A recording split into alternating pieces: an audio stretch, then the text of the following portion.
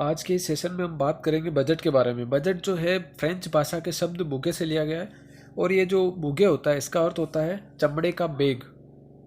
अब इतिहास की कुछ बात जान लेते हैं, कुछ बातें इतिहास की जान लेते हैं। जैसे कि 1860 के अंदर जो पहला बजट है भारत का वो पेश किया गया था और वो 1860 में किसने पेश किया था तो जेम्स विलियन जेम्स विलियन ने जेम्स विल्सन ने पेश किया था। उसके बाद जो भारत स्वतंत्र हुआ और 1947 में जो बजट पेश किया गया वो बजट पेश किया था षणमुखन शेट्टी ने और ये भारत के क्या एक पहले वित्त मंत्री थे, स्वतंत्र भारत के प्रथम वित्त मंत्री। उसके बाद संविधान लागू हुआ 1950 में और भारत गणतंत्र हुआ। गणतंत्र का जो पहला बजट था वो पेश किया गया था जॉन मेथाई के द्वारा। उस समय तत्कालीन वित्त मंत्री जो थे वो थे जॉन मेथाई, उन्होंने बजट पेश किया। अब कुछ एक वो बातें भी जान लेते हैं जो कभी कभी एग्जाम में पूछ ली जाती है। जैसे कि सर्वाधिक बार जो बजट पेश किया था वो किया था मोरारजी देसाई ने। और कितनी बार किया था तो 10 बार। सर्वाधिक बार बजट मोरारजी देसाई ने पेश किया और वो किया 10 बार। उसके बाद जान लेते हैं कि पहली महिला जो जिसने बजट पेश किया था तो वो थी प्रधानमंत्री इंदिरा गांधी, क्योंकि उनके पास कार्यवाहक के तौर पर अतिरिक्त भार लिया हुआ था उन्होंने वित्त मंत्री का, तो उस समय उन्होंने ही। इसके बाद जो अगली बात है वो है कि पहली पूर्णकालिक और जो सर्वाधिक बार जो बजट अभी किसी महिला ने जो पेश किया है तो वो है निर्मला सीतारमण। और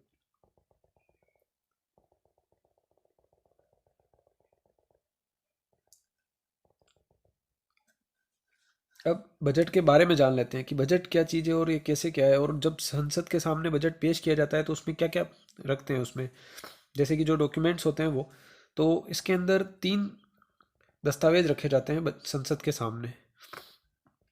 जो उसमें से पहला तो है वार्षिक वित्तीय विवरण, इसके बारे में आगे पूरा डिटेल से पढ़ेंगे। और उसके बाद जो दूसरा है वो है वित्त विधेयक, और जो तीसरा है वो है विनियोग विधेयक। इनके बारे में आगे पूरी डिटेल से पढ़ेंगे। अभी जो देखा कि बजट के अंदर जो 3 दस्तावेज संसद के सामने रखे जाते हैं उसमें पहला बताया था कि वार्षिक वित्तीय विवरण जो होता है उसको एक तो संसद के सामने रखते हैं, दूसरा होता है वित्त विधेयक। ये हो गया दूसरा वित्त विधेयक, ये भी संसद के सामने रखा जाता है। और जो तीसरा होता है वो होता है विनियोग विधेयक। ये तीनों दस्तावेज जो संसद के सामने रखे जाते हैं, अब इनके क्या क्या कैसे कैसे होता है वो देख लीजिए। जो ये वार्षिक वित्तीय विवरण है ये संविधान के जो अनुच्छेद 112 के अंदर इसका वर्णन है, ठीक है। और ये जो क्या होता है कि सरकार का जो आय और व्यय जो हुआ है, जैसे खर्च हुआ है, कितनी इनकम हुई, कितना मतलब वापस उसके ऊपर खर्च हो गया, तो आय व्यय का जो विवरण होता है वो ये होता है, ठीक है। अब इस ये होता है जो इसमें कितने सालों के आंकड़े होते हैं, तो जो वार्षिक वित्तीय विवरण होता है इसके अंदर 3 वर्षों के जो आंकड़े होते हैं वो इसके अंदर प्रदर्शित किए जाते हैं। अब वो 3 वर्ष कौन कौन से होते हैं तो वो देख लीजिए पहले। सबसे पहला जो होता है वो होता है चालू या फिर वर्तमान वित्त वर्ष, ठीक है। चालू या फिर वर्तमान वित्त वर्ष, इसके अंदर जो आंकड़े दिए जाते हैं वो होते हैं प्रोविजन एस्टिमेट या फिर आंकड़े, प्रोविजन या फिर रिवाइज, या आंकड़े कहो या फिर एस्टिमेट कहो इनको, ठीक है। अब उसके बाद जो दूसरा होता है वो होता है पिछले वर्ष के जो आंकड़े होते हैं वो इसमें कौन से आंकड़े आते हैं, एक्चुअल एस्टिमेट। जो एक्चुअल एस्टिमेट होते हैं वो इसके अंदर प्रदर्शित किए जाते हैं। उसके बाद जो होते हैं वो कौन से होते हैं, आने वाले जो वित्त वर्ष है उसके बारे में, तो उसके बारे में जो आंकड़े आते हैं उनको कहते हैं बजट एस्टिमेट।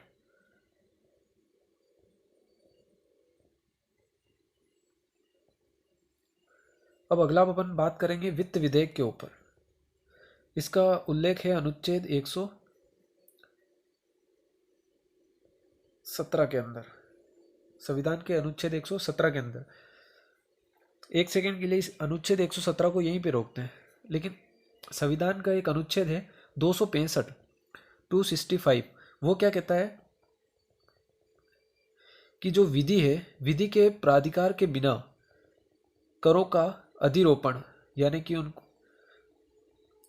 अधिरोप विधि के प्राधिकार के बिना करों का अधिरोपण न किया जाना, ये लिखा हुआ है आर्टिकल 265 के अंदर। यानी कि विधि के द्वारा ही कर, मतलब जो टैक्स है वो कलेक्ट कर सकती है गवर्नमेंट, बिना किसी कानून के ऐसा नहीं कर सकती है।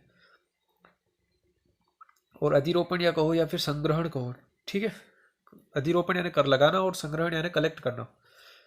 अब 265 के तहत एक बिल पेश किया जाता है, यानी कि वित्त विधेयक जो होता है वो फाइनेंशियल बिल जिसे बोलते हैं, फाइनेंस बिल, वो पेश किया जाता है। अब ये जो बिल होता है इसमें वो करते हैं कि टैक्स बढ़ेगा घटेगा, कहाँ से कितना लगेगा। अभी जो टैक्स जो स्लैब है उसमें चेंजेस किए हैं वो इस वित्त विधेयक के द्वारा किए हैं।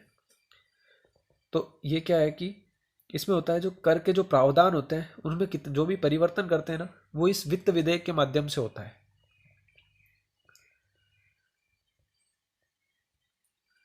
अब जो अगला है विनियोग विधेयक, ये इसके अंदर संविधान के 2 आर्टिकल्स इसके में अंदर भी यूज में लिए जाते हैं। तो 266 और 14, एक तो 266 और एक 114, ये दोनों आर्टिकल इसके अंदर यूज में आते हैं। इसके द्वारा क्या होता है कि जो सरकार होती है वो संसद में खर्च करने की अनुमति या राशि की मांग करती है। संसद से जो खर्च करने की अनुमति या फिर उसकी जो राशि होती है, कितना बजट है, इतना है, ये है, तो उसकी मांग करती है सरकार।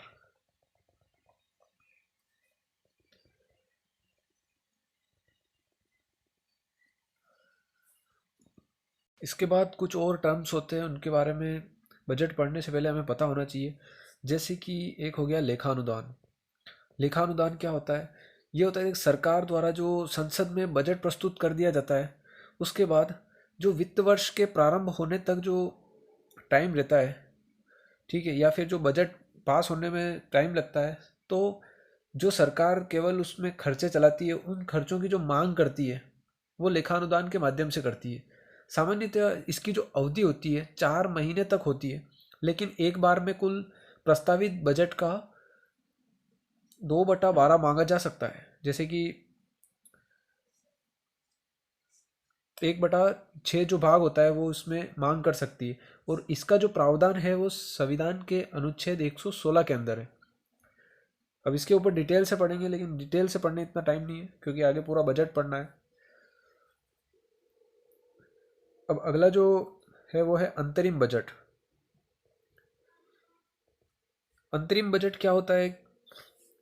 तो सरकार पूरे वर्ष का जो होता है बजट नहीं ला सकती है। कभी कभी ऐसा होता है कि जैसे सरकार चेंज होने वाली है या फिर ऐसा कि टाइम कुछ कम बचा है, तो जो सरकार होती है वो पूरे वर्ष का बजट नहीं लाकर कुछ एक टाइम के लिए जो बजट लेके आती है वो अंतरिम बजट कहलाता है। सामान्यतः लोकसभा का विघटन निकट हो या फिर आम चुनाव आ गए हों या फिर कोई नई निर्वाचित सरकार के पास बजट की तैयारी के लिए जो पर्याप्त समय नहीं होता है, ऐसे टाइम पे अंतरिम बजट लाया जाता है।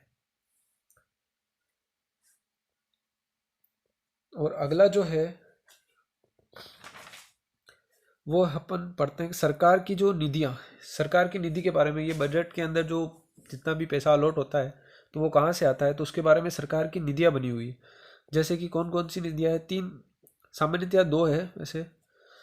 पहली है संचित निधि, और जो सेकंड वाली है वो है लेखानु लोक लेखा होता है, और जो तीसरा है वो है आकस्मिक निधि। संचित निधि और लोक लेखा जो निधि होती है, इन दोनों का वर्णन आर्टिकल 266 के अंदर किया हुआ है, जबकि जो आकस्मिक निधि है उसका वर्णन 267 में किया हुआ है। अब आगे देख लेते हैं बजट संरचना के बारे में कि बजट कैसे क्या दिखता है, कैसे होता है। तो बजट के अंदर क्या होता है? एक तो पूंजीगत प्राप्तियां होती है और एक होती है पूंजीगत व्यय, ठीक है। और दूसरा जो होता है वो होता है राजस्व प्राप्तियां और राजस्व के व्यय।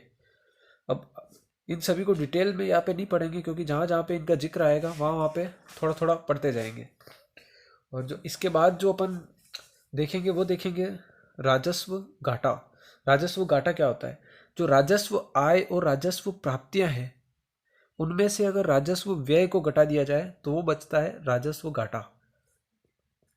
इसके बाद बजट घाटा। बजट घाटा क्या होता है? कुल जो आय हुई है, जैसे राजस्व आय और पूंजीगत आय, ये जो दोनों हुई है, उनमें से अगर कुल व्यय को निकाल लें, यानी राजस्व व्यय और पूंजीगत व्यय को अगर माइनस कर लें, तो वो बचता है बजट घाटा। और इसके बाद जो अगला आता है वो आता है राजकोषीय घाटा। अब ये राजकोषीय घाटा क्या होता है? इसको अगर सिंपल तरीके से देखें तो जो बजट घाटा जो होता है वो, और उसके अंदर जो उधार से जो पूंजीगत प्राप्तियां हुई है, जैसे हमने किसी देश से उधार लिया है, जैसे विश्व बैंक हो गया या फिर एडीबी हो गया, कहीं से भी अगर उधार लिया है उसको, और बजट का जो घाटा होता है, उन दोनों को जो मिला लिया जाता है वो होता है राजकोषीय घाटा।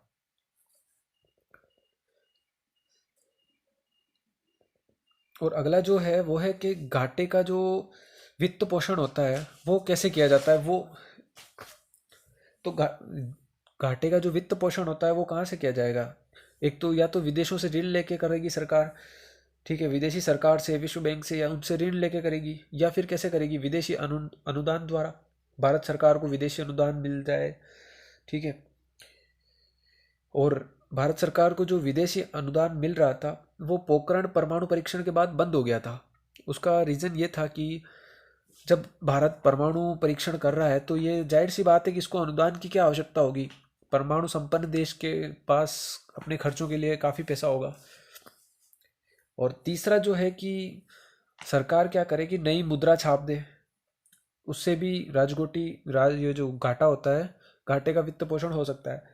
और तीसरा ये है कि चौथा इसका जो उपाय ये हो सकता है कि आरबीआई द्वारा जो अल्पकालीन जो ऋण होते हैं उनके माध्यम से भी घाटे का वित्त पोषण किया जा सकता है। बजट संबंधी जो महत्वपूर्ण परिवर्तन है उनकी बात कर लेते हैं। जैसे कि सबसे पहला जो है वो ये है कि जो रेल बजट है उसको आम बजट रेल बजट को आम बजट से अलग कब किया गया और फिर वापस उसको विलय कब किया गया? तो रेल बजट का जो आम बजट से अलग किया गया था उसके लिए एक समिति बनी थी 1924 में, एकवर्थ समिति। एकवर्थ समिति ने कहा, अपनी सिफारिशों में कहा कि जो रेल बजट है उसको आम बजट से अलग कर देना चाहिए। उसके पीछे उसने कुछ तर्क दिए थे कि उस समय 1924 की बात हो रही है कि उस समय जो देश का जो कुल व्यय था बजट के ऊपर, उसमें से 85% रेल का जो बजट था, कितना? 85% रेल बजट था। तो फिर और दूसरा ये रीजन भी था कि रेलवे में विदेशी निवेश होने के कारण रेलवे का प्रबंध अलग रखने की आवश्यकता भी महसूस की जा रही थी। इन दोनों कारणों की वजह से आम बजट और रेलवे बजट को अलग अलग कर दिया। उसके बाद 2017 के अंदर एक समिति आई, विवेक रॉय समिति। तो ये जो विवेक रॉय समिति है इसने सिफारिश करी कि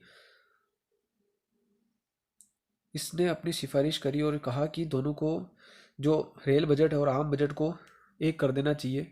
इसका कारण ये है कि अभी जो रेल बजट है वो मात्र 15% रह गया है, कुल बजट का 15% है। और नई इसमें कोई इतना विदेशी निवेश भी नहीं है कि इन दोनों को अलग अलग पेश किया जाए। तो उस 2017 से दोनों को एक कर दिया गया। उसके बाद दूसरा जो इम्पोर्टेंट परिवर्तन हुआ है वो ये है कि बजट पेश करने की जो डेट है उसमें, पहले जो बजट पेश किया जाता था वो किया जाता था फरवरी के महीने का जो अंतिम कार्य दिवस होता था उसको, फरवरी का अंतिम कार्य दिवस। उसके बाद अभी जो वर्तमान में जो चल रहा है वो है कि फरवरी का जो पहला कार्य दिवस होता है उसको बजट पेश किया जाता है।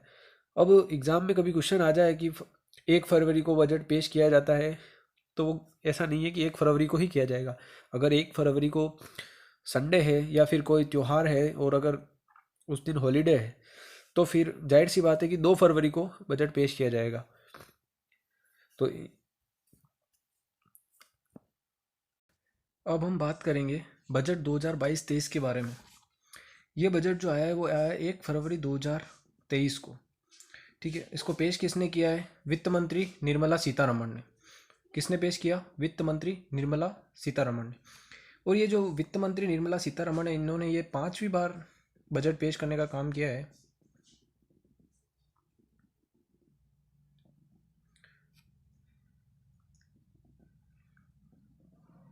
अब इसके बाद जान लेते हैं कि अमृतकाल जो है, अमृतकाल का ये पहला बजट है। और अब अमृतकाल कितने सालों का है, तो 25 वर्षों का है। अमृतकाल की जो अवधि है वो 25 वर्षों की है। कौन कौन से 25 वर्ष, कहाँ से कहाँ तक, 2022 से लेके 2047 तक की जो अवधि है वो अमृतकाल की अवधि मानी गई है। ठीक है, उस दिन 2047 में भारत को आज़ाद हुए 100 वर्ष पूरे हो जाएंगे। निर्मला सीतारमण ने जो बजट पेश किया, उनकी जो पहली पंक्तियां थी, उन्होंने शुरुआत करी, हमारी आज़ादी के पहले 75वें साल में दुनिया ने भारतीय अर्थव्यवस्था को एक चमकता सितारा माना है।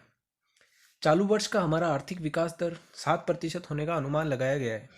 ये उनकी जो पहली पंक्तियां थी, शुरुआत इन पंक्तियों से की थी उन्होंने।